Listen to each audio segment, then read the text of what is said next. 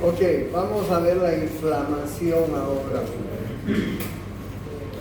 La mayor parte de los que son de anatomía están en el aula, ¿qué aula? 13, por favor.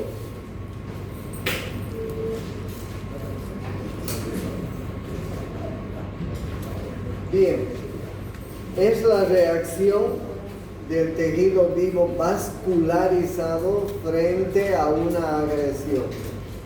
Ya les voy a mencionar cuáles son las agresiones que puede haber. En realidad son muchas, ¿no?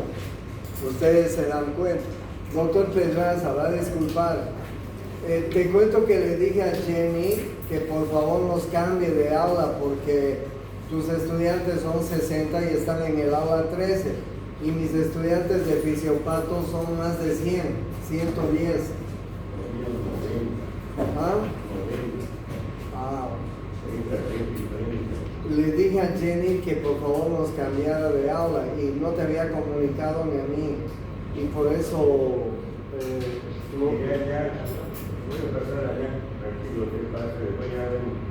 por favor.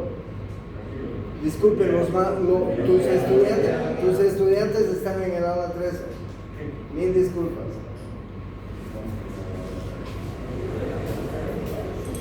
Entonces, bien, es la reacción del tejido vivo vascularizado frente a una agresión local.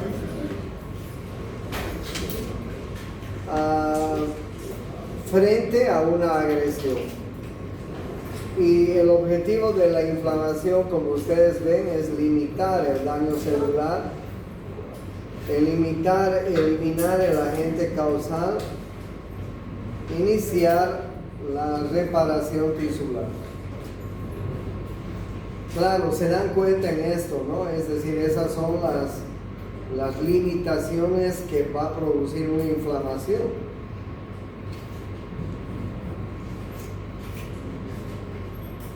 Entonces, bien, ¿cuál es la función biológica de la inflamación?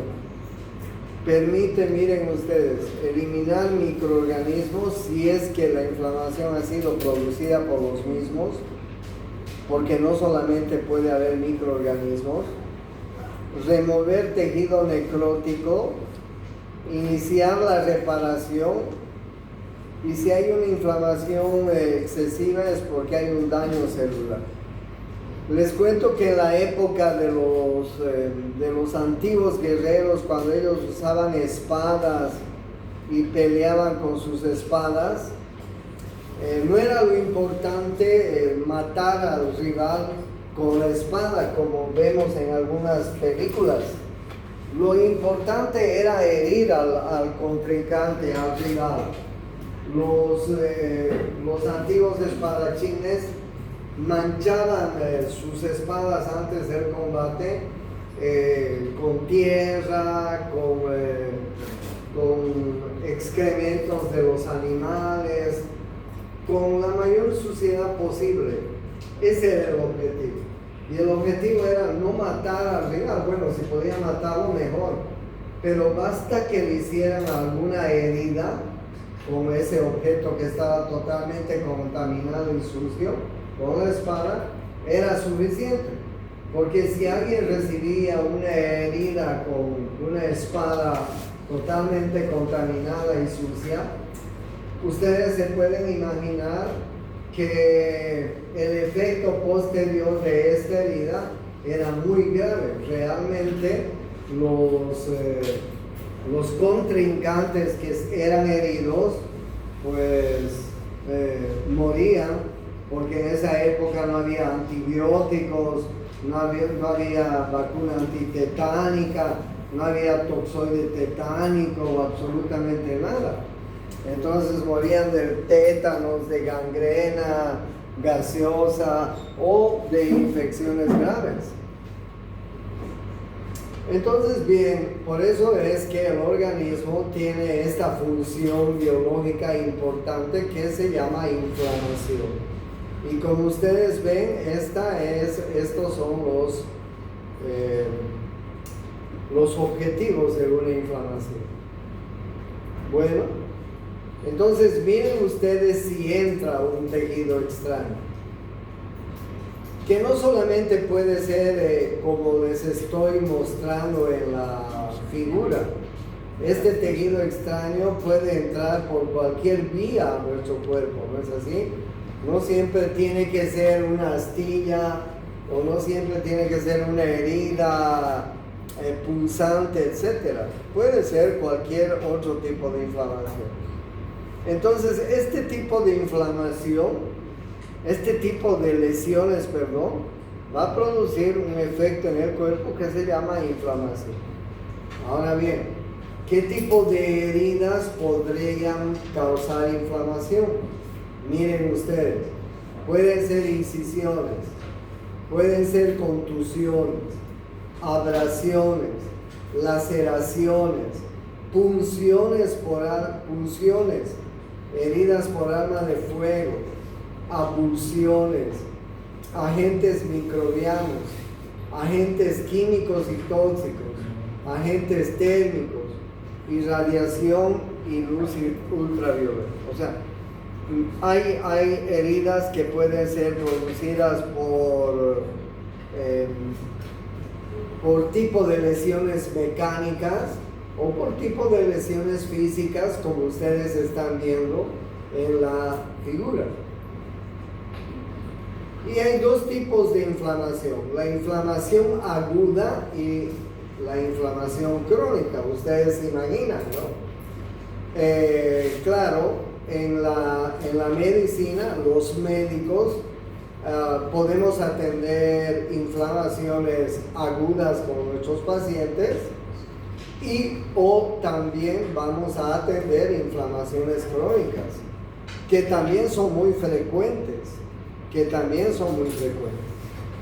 Entonces, bien, ¿cuáles son las causas más comunes de los estados inflamatorios? Podrían ser las infecciones causadas por microorganismos, y cuando digo microorganismos me refiero desde los más pequeños hasta los más grandes. Pueden haber virus, pueden haber bacterias, pueden haber parásitos, pueden haber hongos, etcétera, ¿no? O también traumas físicos, o también agentes mecánicos, o también reacciones inmunes, ¿sí? Entonces, bien, vamos a ver la inflamación aguda en su fase vascular. Vean ustedes cuando hay un agente inflamatorio. Si son de anatomía, están en la clase 13. Si son de fisiopatología, están acá, ¿ok?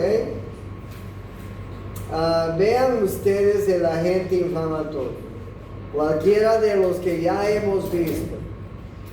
Ingresa al organismo, inmediatamente el organismo disminuye el flujo sanguíneo en el lugar e inmediatamente por un muy poco tiempo produce vasoconstricción en el lugar, ¿sí? Pero una vez que se ha establecido el agente inflamatorio, inmediatamente de la vasoconstricción, unos segundos después, se produce una vasodilatación arterial y venosa. Es decir, que aumenta la permeabilidad capilar. ¿Para qué aumenta la permeabilidad capilar por esta vasodilatación? Para que haya mayor flujo de líquido intersticial hacia el lugar, para que haya migración de todos los elementos que van a intervenir en la inflamación. Pueden ser factores del complemento, anticuerpos, glóbulos blancos que vamos a ir viendo, fibrinógeno, proteínas, etc. ¿Entienden? Entonces, este es un esquema de lo que sucede cuando se produce una agresión en una inflamación aguda. Esto es lo que pasa en la fase vascular. En primer lugar, hay una vasoconstricción que dura muy poco tiempo y a continuación una vasodilatación. Claro, la vasodilatación es muy importante. Es muy importante que por esta vasodilatación aumente la permeabilidad capilar en los vasos para que al lugar de la agresión puedan migrar todos los elementos que van a intervenir en defensa de nuestro cuerpo. Esa es la fase vascular. Pero también la inflamación aguda tiene una fase celular, como ustedes están viendo en la figura. Y esta fase celular está formada por estos pasos que ustedes están viendo. La marginación y pavimentación, la migración, el reconocimiento y la fagocitosis. Esos son los pasos que suceden en la fase celular. Bueno, entonces no se olviden que la inflamación aguda tiene dos fases. Una fase vascular, en la cual primero se produce una vasoconstricción que dura muy poco tiempo, y posteriormente una vasodilatación que permite el aumento de la permeabilidad capilar hacia el lugar de la agresión. Y finalmente una fase celular en la inflamación aguda. En la fase celular hay todos estos elementos, estos pasos que van a hacer que se produzca la fase celular de la inflamación aguda. Entonces, bien, ustedes pueden ver el elemento agresivo, ¿sí? Fíjense cómo se ha lesionado un vaso sanguíneo, inmediatamente hay vasoconstricción y luego hay vasodilatación, ¿sí? Y miren ustedes en la vasodilatación, pues se van a producir la migración desde los vasos sanguíneos, como les decía, de muchos elementos. Células mastoides, mastocitos, los neutrófilos, elementos químicos inflamatorios, como ustedes están viendo. Ahí tienen ustedes los microorganismos que ingresan al cuerpo cuando hay una herida, que es lo más común, pero no solamente hablo de heridas, hablo de cualquier proceso inflamatorio. Entonces, bien, ¿cuáles son los pasos que se producen en la fase celular? La marginación se trata de marginar al elemento que está produciendo el proceso inflamatorio. La diapédesis, miren ustedes cómo los elementos que van a intervenir, los elementos defensivos de nuestro cuerpo, atraviesan los vasos sanguíneos, se produce una quimiotaxis y una fagocitosis. Hay elementos en nuestra defensa, como los neutrófilos, que lo primero que van a producir o van a tratar de hacer es una fagocitosis de los elementos que están ingresando. O sea, los primeros soldados que van al frente de batalla en uno de estos procesos son los neutrófilos. Por eso es que si nosotros sacamos un hemograma y estamos hablando de una inflamación aguda, probablemente los glóbulos blancos estén elevados, ¿sí? Ustedes saben que el número normal de glóbulos blancos es de 5.000 a 10.000. En una inflamación aguda probablemente se eleve por encima de lo normal. Y si hacemos el recuento de qué elementos está encontrando el laboratorista en este proceso, nos va a decir que hay una neutrofilia, es decir, que los neutrófilos están aumentados en un proceso inflamatorio agudo, porque son los primeros soldados que van a ir a la batalla, es decir, la carne de cañón se llama, ¿no? Los primeros que van a ir a morir en una batalla. Bueno, entonces estos son los pasos que se producen en la fase celular. Miren, marginación, los elementos que van a intervenir en la defensa se marginan en el vaso celular, se colocan en la periferia del vaso celular. El número 2, comienzan a atravesar la pared de los vasos celulares. Eso se llama diapéresis. El número 3, quimiotaxis, se ponen en contacto con los elementos agresores. Y el número 4, fagocitosis. Tratan de fagocitar todo lo que puedan en una primera instancia. ¿Sí? Entonces, estas son los pasos que se producen en la fase celular, como les estoy mostrando en la figura. ¿Ok? Bueno, en este proceso inflamatorio hay células que van a liberar mediadores químicos que intervienen en el proceso inflamatorio. Hay mediadores químicos que son preformados, como la histamina, la serotonina, enzimas lisocímicas. Hay mediadores inflamatorios que se llaman mediadores sintetizados de nuevo, así, porque recién están siendo sintetizados en un proceso inflamatorio, como las prostaglandinas, que son los mediadores más importantes en un proceso inflamatorio en general.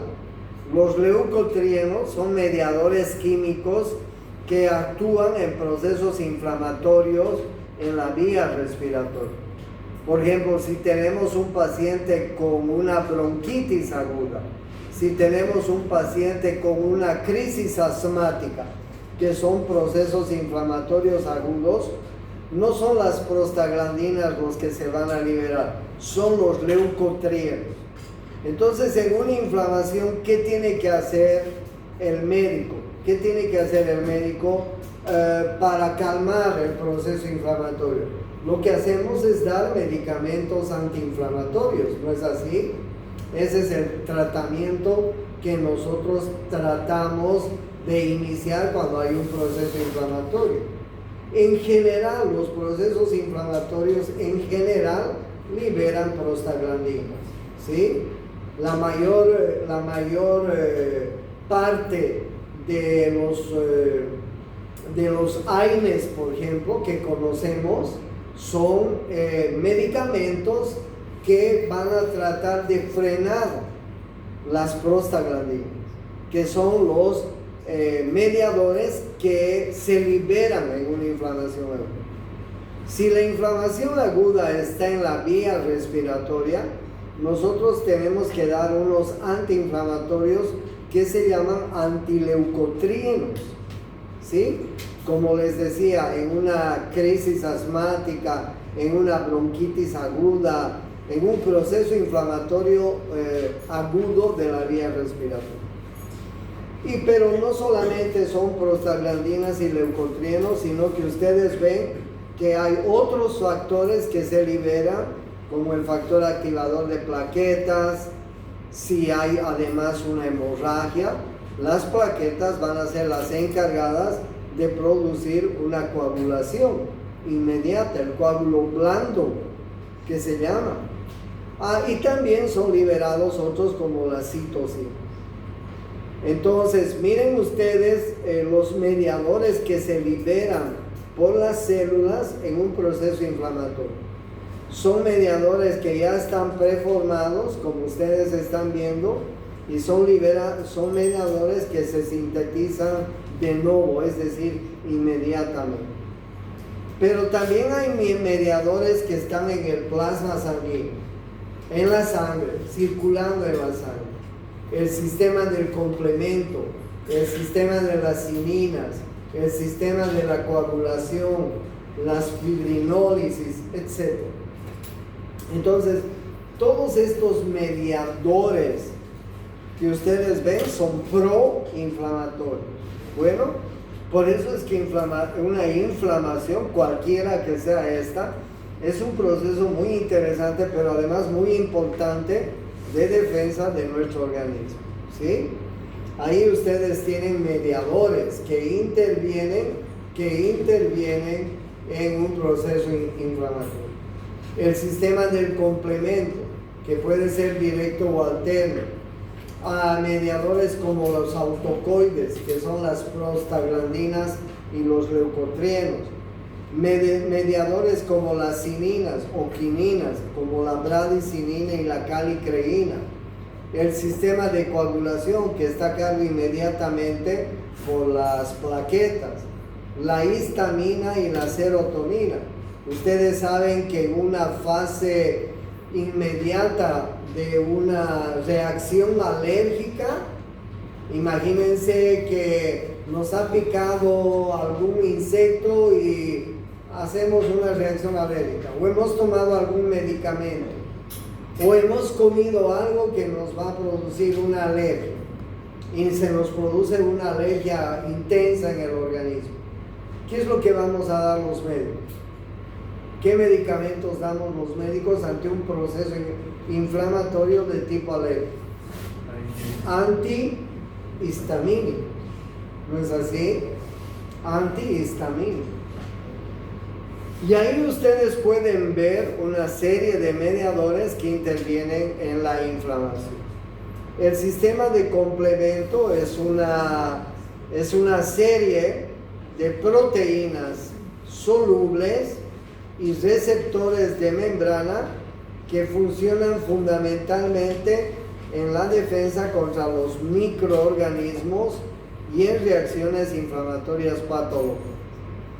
En el proceso de activación del complemento se generan varios productos de degradación que causan un aumento de la permeabilidad. Por ejemplo, vascular, quimiotaxia, opsonización. Las proteínas del complemento son inactivas en el plasma. Al activarse son enzimas que degradan otras enzimas, lo que constituye una cascada enzimática.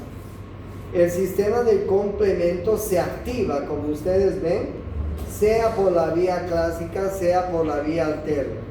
Y ustedes vean cómo se activa el sistema de complemento. Son el complemento 1, el 2, el 3, el 4, el 5, hasta el 9. Y esta activación del complemento tiene una cascada de activación que se va a activar en un proceso inflamatorio adulto. ¿Ok? Entonces, ¿cómo se activa la vía clásica? La vía clásica, como ustedes están viendo, es activada por una reacción antígeno-anticuerpo.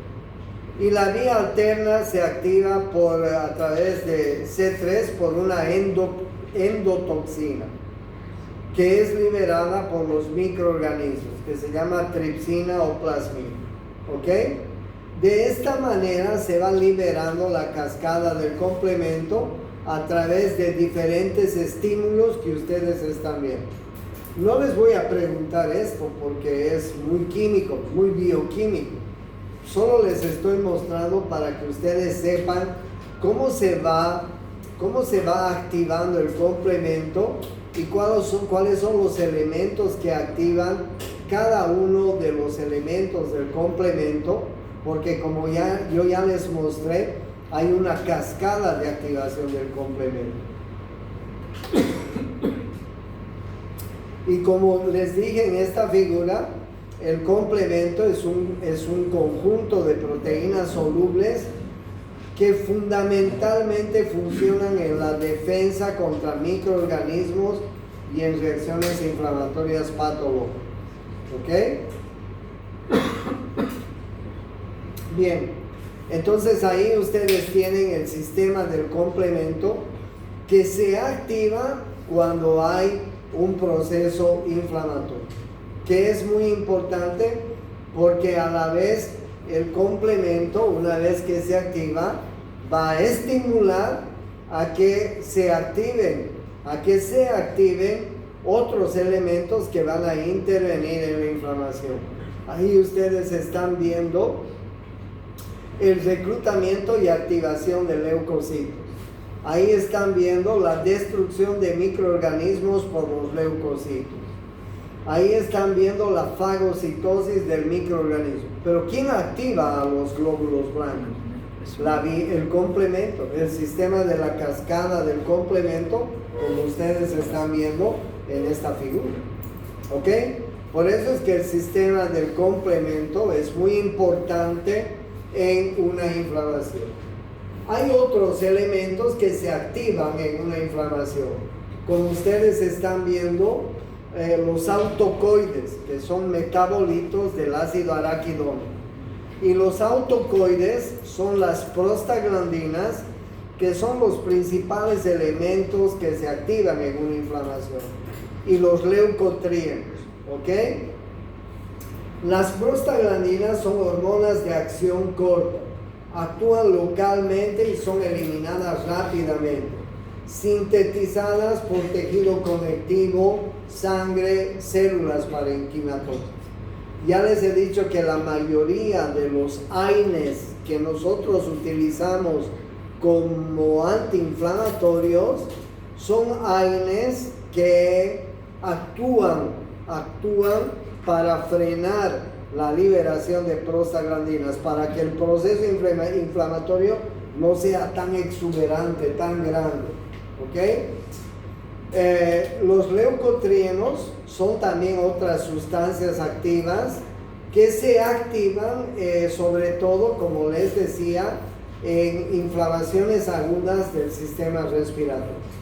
Entonces, prostaglandinas y leucotrienos son importantes en la liberación de mediadores químicos en un proceso inflamatorio. Bueno, otros mediadores son las cininas o quininas, como la bradicinina y la calicreína.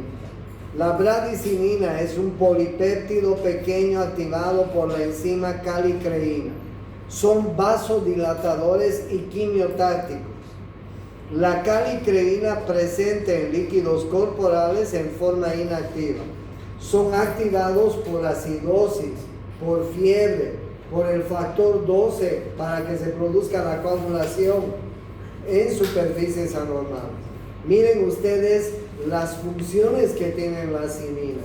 Son vasodilatadores y además quimiotácticos de los elementos defensivos de nuestro organismo, y además se activan frente a procesos de una acidosis metabólica, frente a procesos febriles, frente al factor 12, que es un estimulante de la coagulación. Se activa la bradicinina y la calicreína. ¿Sí?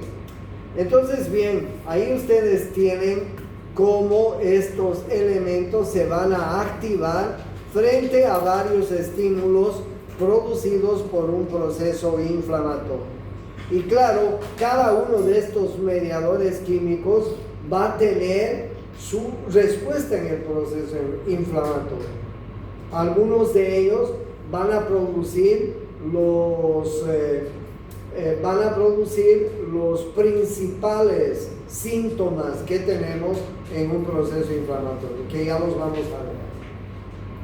Otros elementos proinflamatorios liberadores en un proceso inflamatorio son la histamina y la serotonina.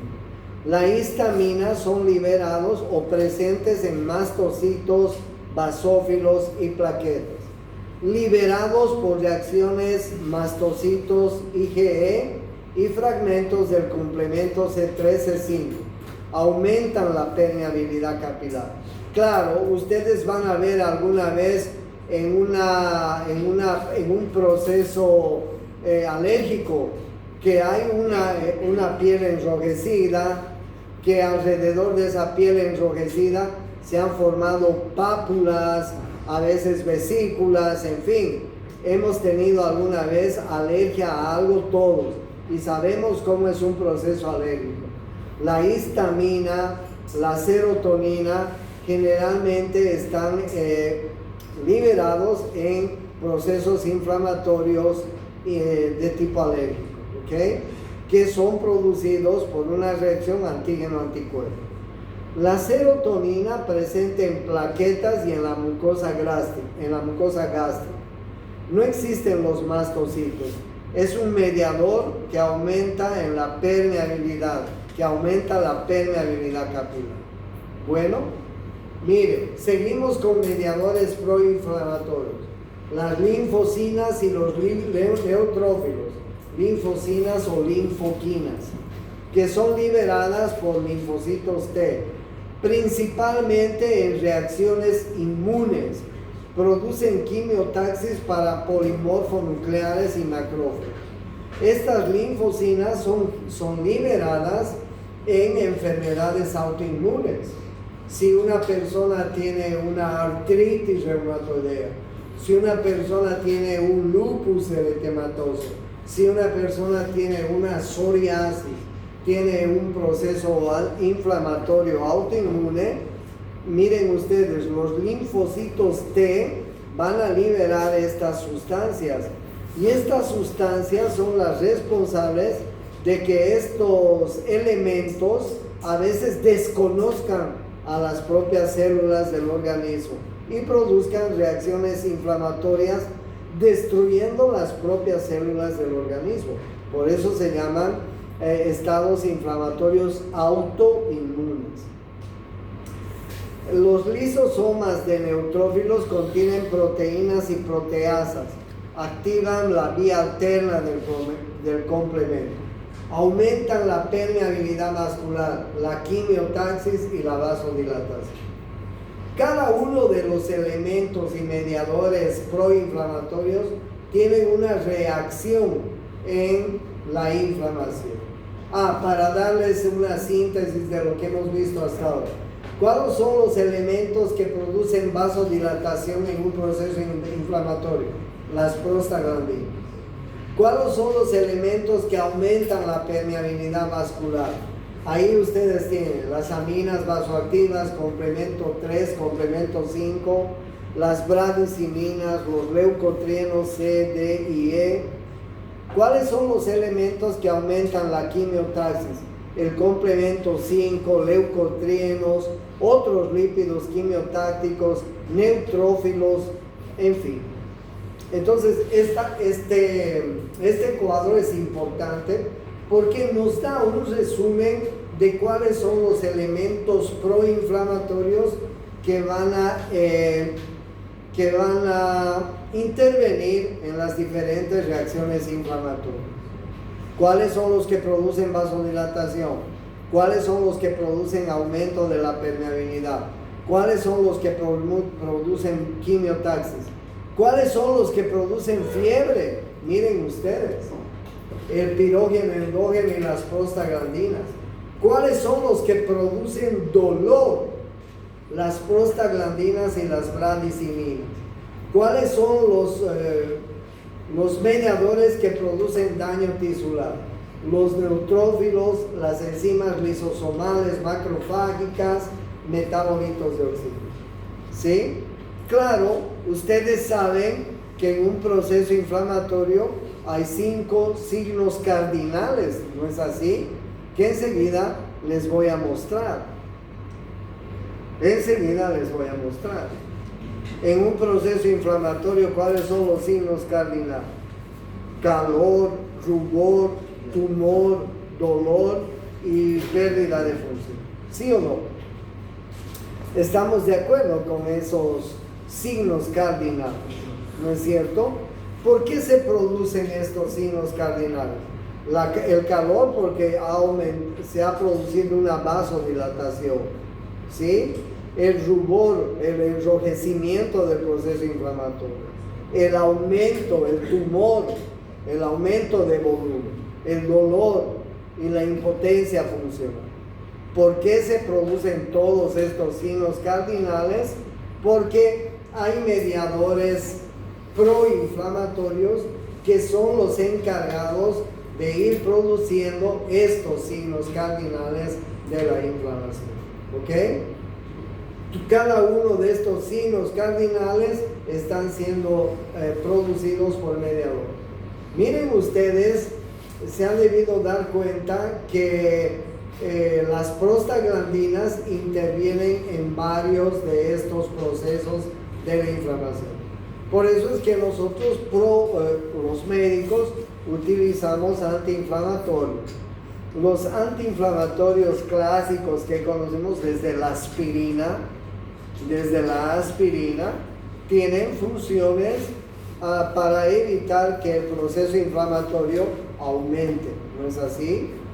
Entonces, bien, ya saben ustedes cuáles son los signos cardinales de la inflamación.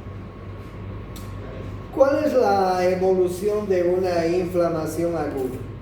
Puede resolverse completamente y se cura. Puede haber una cicatrización si ha habido alguna herida. Puede haber formación de abscesos. Claro, sí, se pueden formar abscesos, ¿no? Y finalmente pueden ir hacia una inflamación crónica. Esa es la evolución de un proceso inflamatorio. Esa es la evolución. ¿Ok? Bien, entonces ya saben cuáles son los efectos de la inflamación. La inflamación tiene efectos locales. El calor, el rubor, el tumor, el dolor, la pérdida de función. Pero también tiene efectos sistémicos, como la linfadenopatía, la fiebre, el aumento de la velocidad de eritrosedimentación, la leucocitosis. ¿Qué hacemos los médicos cuando viene un paciente y tiene un proceso inflamatorio agudo? Oiga, doctor, le cuento que me duele la garganta, no puedo tragar saliva porque al tragar saliva me duele y además he tenido fiebre. Lo primero que hacemos antes de mirarle la garganta, la orofaringe a nuestro paciente es buscar ganglios, ¿sí?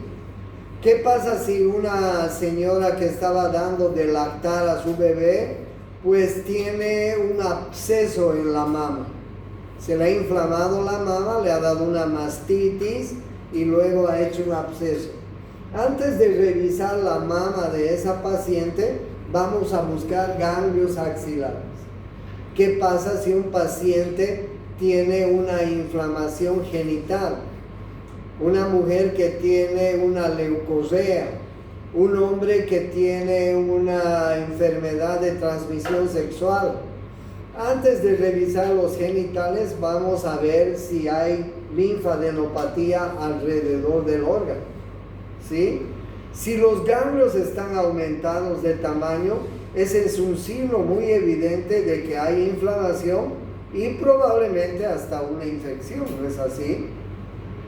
Entonces miren que los ganglios linfáticos son muy importantes porque, como ustedes saben, en los ganglios linfáticos maduran las formas jovencitas de glóbulos blancos, de linfocitos, etc. Esa es una función muy importante que tienen los ganglios linfáticos. Entonces, cuando hay un proceso inflamatorio, los ganglios linfáticos aumentan de tamaño alrededor del proceso inflamatorio. Claro, la fiebre es un efecto general de la inflamación. Y junto con la fiebre hay un malestar general, hay un dolor de cuerpo, en fin, todos hemos tenido alguna vez fiebre. Y sabemos muy bien que la fiebre produce un malestar general. Además, vamos a encontrar aumento de la velocidad de eritrosedimentación, que es lo común en un proceso inflamatorio, y además vamos a encontrar leucocitos por encima del valor normal. El valor normal es de 5.000 a 10.000, ¿no es así? Entonces, todo proceso inflamatorio tiene efectos locales y efectos sistémicos. Bueno, la resolución de la inflamación puede ser una resolución simple, se puede regenerar o puede haber reparación, ¿ok? Y la reparación o cicatrización puede haber por primera intención o puede haber por segunda intención. En una herida simple producida por un elemento cortante, lo que los médicos hacemos es, cuando viene un paciente que ha sufrido una herida, pues hacemos la asepsia y antisepsia de la herida y una vez que hemos hecho una buena asepsia y antisepsia, podemos suturar, ¿no es así? Y si suturamos esa herida, se va a producir una cicatrización por primera intención. ¿Qué pasa si hay una mordedura de perro en un paciente? Imagínense una mordedura de perro y una herida por mordedura de perro. ¿Vamos a suturar esa herida? No vamos a suturar la herida. Podemos, si la herida es muy grande y muy profunda, podemos hacer 1 o 2 puntos de aproximación nada más. Pero lo que normalmente hacemos, si podemos, es dejarla abierta y hacer que se produzca una cicatrización por segunda intención. Porque ustedes saben que los dientes y la boca del animal es totalmente contaminada, ¿no es así? Entonces, en la reparación de una herida puede haber cicatrización por primera intención, cicatrización por segunda intención. Hay factores en el cuerpo que van a modificar el proceso inflamatorio. Claro, la irrigación sanguínea,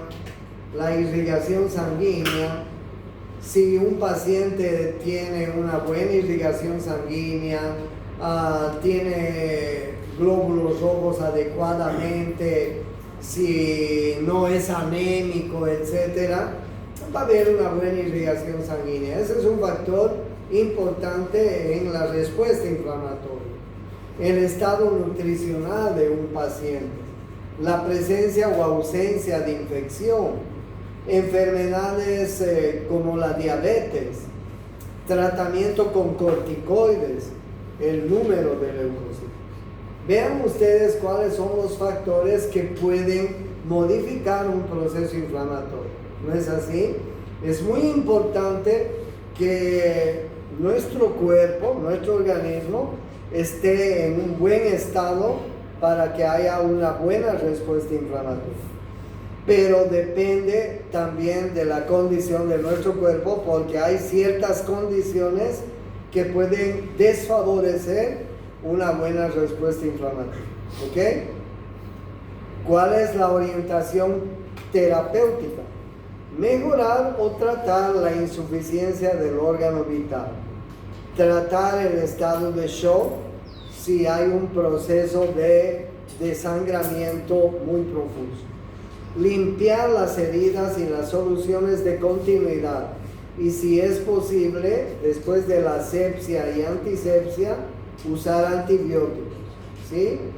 Evitar corticoterapia, evitar corticoides y optimizar la nutrición, ¿sí? Entonces ya saben ustedes que hay mediadores proinflamatorios que intervienen en la inflamación y que son muy importantes durante este proceso. ¿Ok?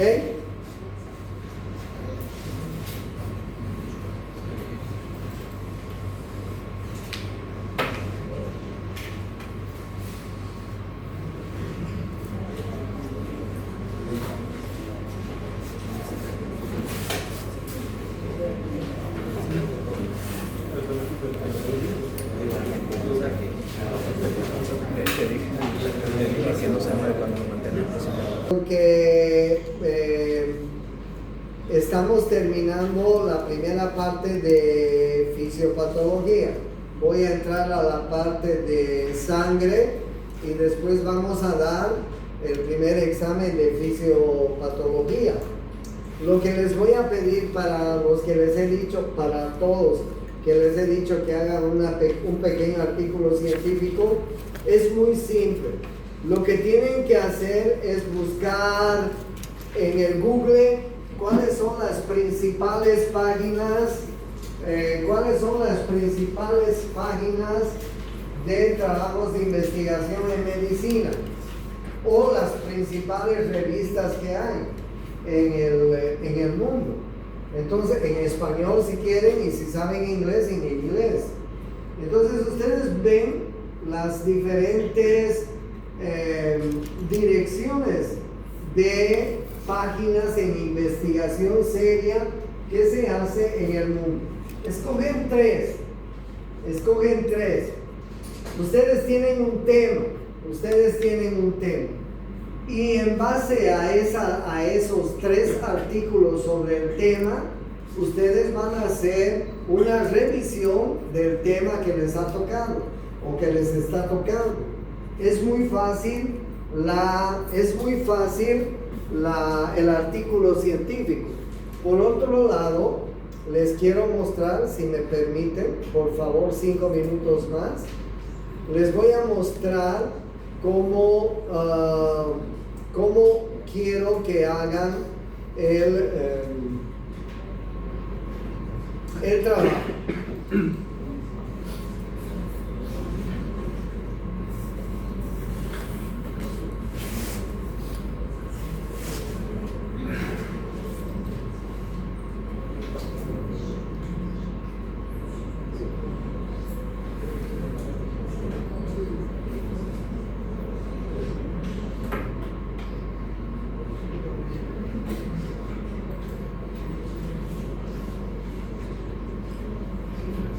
¿Se apagó? Sí, prendelo. Prendelo, por favor.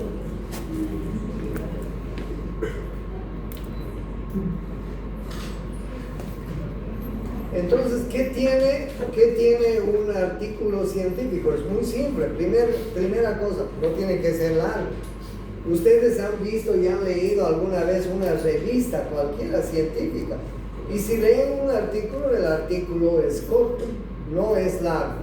O sea, no necesitan hacer más de 2, 3 páginas. No necesitan hacer un artículo largo. ¿Ok?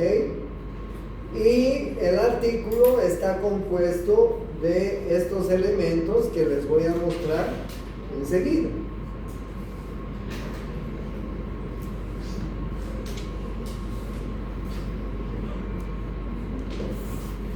Ustedes tienen ahí los elementos.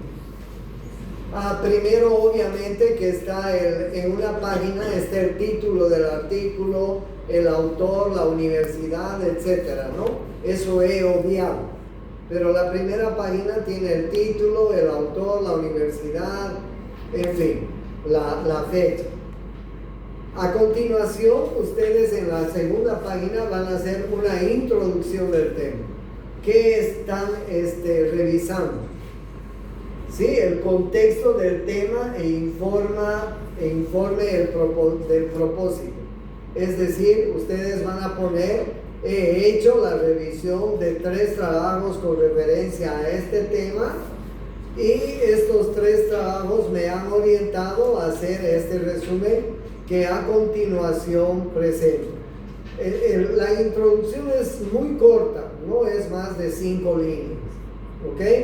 En muchos artículos científicos, la introducción en el inglés viene como un abstract.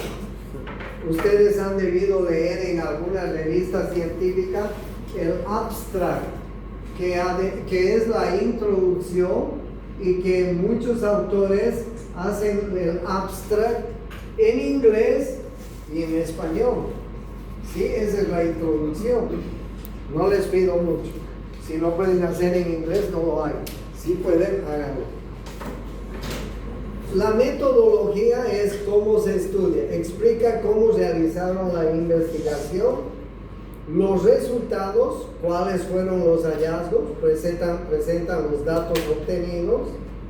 La discusión y conclusiones significan los resultados, explica los resultados y compara con el conocimiento previo del tema. Y finalmente las 3 referencias que les digo que ustedes revisen. ¿Sí? ¿Qué referencias revisaron y consultaron? Y ponen el registro bibliográfico de los artículos citados en el texto. O sea, el artículo científico es un artículo que en general no tiene más de 2, 3 páginas. Agarren una revista científica, vean cualquier artículo, pues una revista científica tiene muchos artículos. Pero los artículos no son largos, son cortos. Por eso es que les estoy dando un artículo científico muy cortito, para que ustedes tengan el conocimiento. La otra cosa que les he dicho en la primera clase, todos tenemos a mano la inteligencia artificial, que la usamos ahora. Y ustedes pueden usar el ChatGPT o cualquier otra inteligencia para hacer estos trabajos. ¿Ok? ¿Tienes problemas en redactar? Pues introduciré los datos al chat GPT y él te va a ayudar a hacer una redacción. El problema de la gente moderna como ustedes es que ya no tienen la capacidad de redactar algo y a veces necesitan ayuda, pero para eso está el chat GPT. Si yo les digo que redacten una carta de solicitud de trabajo, buscarla todo. ¿Cómo se hace? Pero bueno, ahí tiene la inteligencia. ¿Ya? Eso es todo.